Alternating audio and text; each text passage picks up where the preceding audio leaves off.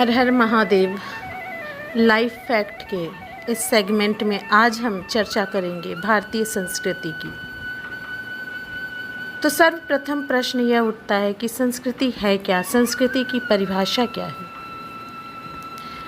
संस्कृति हमारे जीने और सोचने की विधि में हमारी अंतस्थ प्रकृति की अभिव्यक्ति है। प्रायः सभ्यता और संस्कृति को समानार्थी समझ लिया जाता है, जबकि ये दोनों अवधारणाएं अलग अलग हैं। आज हम संस्कृति पर चर्चा करेंगे, सभ्यता पर फिर कभी। संसार में विद्वानों ने संस्कृति की अलग अलग परिभाषाएं और व्याख्याएं की हैं कि कोई सटीक परिभाषा नहीं मिलती, परंतु इतना स्पष्ट है कि संस्कृति उन भूषण रूपी सम्यक चेष्टाओं का नाम है जिसके द्वारा मानव समूह अपने आंतरिक और बाह्य जीवन को, अपनी शारीरिक मानसिक शक्तियों को संस्कारवान, विकसित और दृढ़ बनाता है। संक्षेप में कह सकते हैं, संस्कृति मानव समुदाय के जीवन यापन की परंपरागत किंतु निरंतर विकासोन्मुख शैली है, जिसका प्रशिक्षण पाकर मनुष्य संस्कारित, सुघड़, विवेकशील और परिपक्व बनता है। संस्कृति शब्द की उत्पत्ति संस्कृत भाषा की धातु क्री से हुई है। क्री का अर्थ होता है करना। इस क्री धातु से 3 शब्द बनते हैं: प्रकृति यानी कि मूल स्थिति, संस्कृति यानी कि परिष्कृत स्थिति, और विकृति यानी कि अवनति की स्थिति। संस्कृति का हिंदी शब्दार्थ है उत्तम या सुधरी हुई स्थिति, यानी कि किसी वस्तु को यहाँ तक संस्कारित और परिष्कृत करना कि इसका अंतिम उत्पाद हमारी प्रशंसा और सम्मान प्राप्त कर सके। अब बात करते हैं भारतीय संस्कृति की। यह बहुआयामी है और इसके भारत का महान इतिहास है। विलक्षण भूगोल और सिंधु घाटी की सभ्यता के दौरान बनी और आगे चलकर वैदिक युग में विकसित हुई बौद्ध धर्म, स्वर्ण युग की शुरुआत और उसके अस्तगमन के साथ फली फूली अपनी खुद की प्राचीन विरासत शामिल है। भारतीय संस्कृति पूरे विश्व में विशेष है। आज भी इसके रहस्यों को जानने के लिए विदेशों में प्रयास जारी है। भारतीय संस्कृति की सबसे महत्वपूर्ण विशेषता यह है कि यह सबसे प्राचीन है और हजारों वर्षों के पश्चात भी यह संस्कृति आज भी अपने मूल स्वरूप में जीवित है, जबकि मिस्र, यूनान और रोम की संस्कृतियां भी इसी के सामयिक थीं, जो अपने मूल स्वरूप को लगभग विस्मृत कर चुकी हैं। भारतीय संस्कृति की सहिष्णु प्रकृति ने इसे दीर्घ आयु और स्थायित्व प्रदान किया है।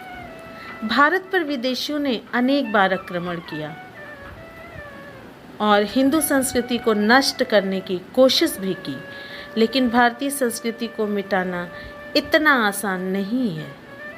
विदेशियों ने अपने साथ लाए अपनी संस्कृति को भारतीय संस्कृति में समाहित करके इसके मूल को समाप्त करने की कोशिश की। वे कामयाब तो नहीं हुए, लेकिन गंगा जमुनी तहजीब जरूर जन्मी, जिसे भारतीय संस्कृति ने बड़ी उदारता से स्वीकार किया और अंगीकार भी किया। विभिन्न वेद शास्त्र, भारत की अन्य परंपराएं,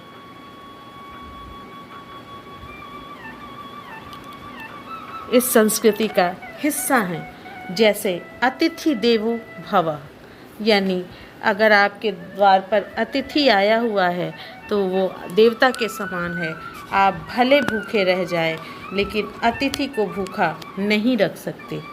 इसी प्रकार सामाजिक आचार व्यवहार, शरणागत रक्षा सर्वधर्म संभाव, यानी जो शरण में आता है उसकी रक्षा करना हमारा परम कर्तव्य और परम धर्म है।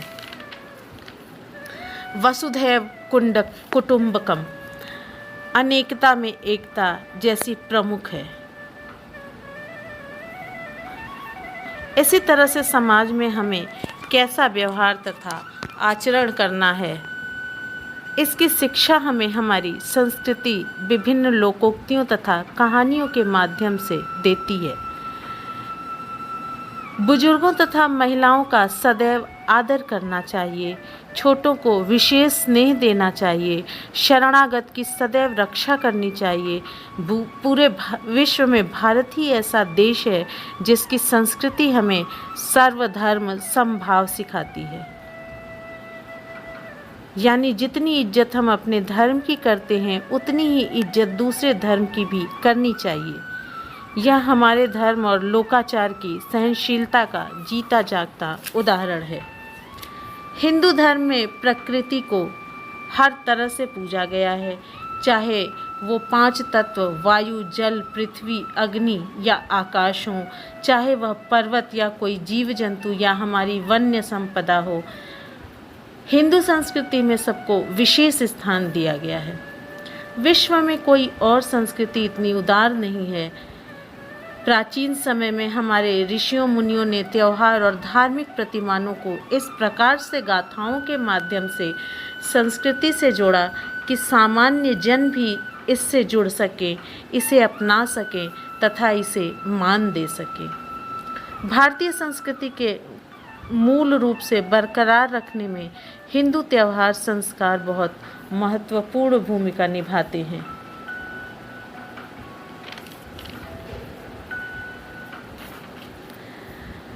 तथा प्रकृति प्रदत्त सुविधाओं जैसे वृक्ष, पशु, पक्षी, जल, मृदा सभी को महत्व दिया गया है, जिससे उनका उचित दोहन तो हो परंतु उनकी देखभाल भी हो।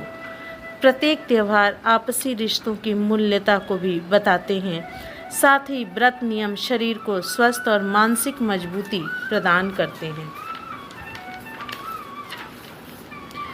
योग तथा आयुर्वेद जो हमारी संस्कृति की बैकबोन है, प्रकृति तथा मानव दोनों को स्वस्थ और समृद्ध करती है। भारत के योग का तो असर ये है कि अब विश्व में योग दिवस मनाया जाता है। मुझे लगता है अगर हम भारतीय संस्कृति में घुसें तो निकलना मुश्किल है। यह इतना गहरा और रोचक है, तो संक्षिप्त शब्दों में मैंने इसकी रूह आप तक पहुंचाई है जितना मैं समझ पाई हूँ। और मेरा प्रयास है कि भारतीय संस्कृति की महत्ता मैं लोगों को बता सकूं, समझा सकूं। मानव के गिरते मूल्यों और प्रतिमानों का मूल कारण बच्चों की शिक्षा से संस्कृति का लुप्त होना है। अभी हाल की घटना कोरोना वैश्विक महामारी ने जहां महाशक्तियों को भी धराशायी कर दिया, वहीं भारत अपनी संस्कृति, अपने मूल्यों की बदौलत एक उदाहरण बनकर उभरा है। अतः ज़रूरत है पाश्चात्य अंधा अनुकरण की बजाय अपनी उदार संस्कृति की शिक्षा, उपादेयता और स्वीकारोक्ति दैनिक जीवन में इसका समावेश कराया जाए। वर्तमान समय में भारत में जो एजुकेशन सिस्टम है उसमें से धीरे धीरे भारतीय संस्कृति का ज्ञान लुप्त होता जा रहा है।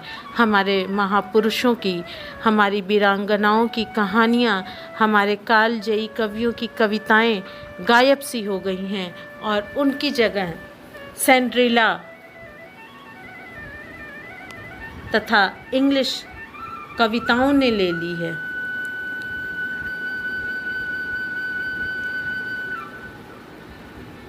तो इस समय सबसे ज़्यादा ज़रूरी है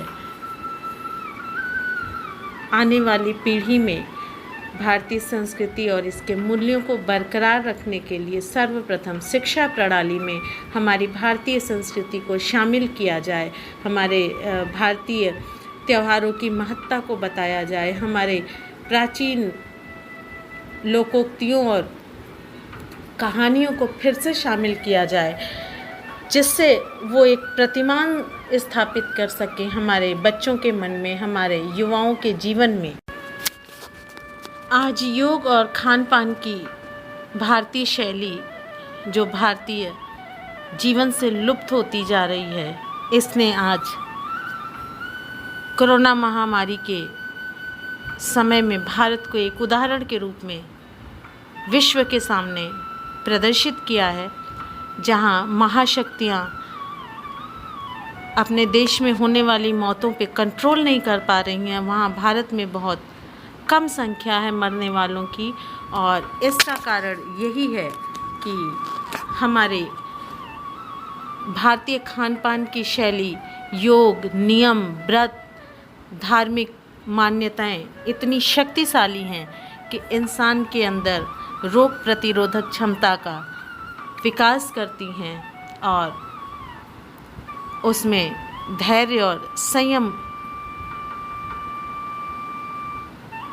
को पनपने का मौका देती हैं। तो मैं लाइफ फैक्ट के माध्यम से भारतीय संस्कृति के महत्वपूर्ण योगदान को आप तक पहुंचाती रहूंगी। मेरा प्रयास है कि आने वाली पीढ़ी अपने संस्कार, अपनी संस्कृति और अपनी सभ्यता के साथ आगे बढ़े, जिससे वो हर क्षेत्र में सफलता प्राप्त कर सके और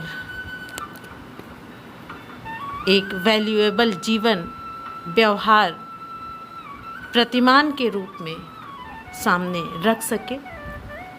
अगर आपको ये वीडियो पसंद आ रहा है तो आपसे रिक्वेस्ट करती हूँ कि प्लीज़ सब्सक्राइब ज़रूर करें। लाइक, कमेंट और सजेशन की मुझे बहुत ज़रूरत है। तो आज के लिए इतना ही, फिर किसी अगले टॉपिक पे आपसे फिर मिलूँगी। तब तक के लिए अपना ख्याल रखें। शायद ये लॉकडाउन का आखिरी पीरियड है, हम जल्दी ही इससे मुक्त हो जाएंगे और फिर से मुख्य धारा में अपने आप को स्थापित करेंगे। हर हर महादेव।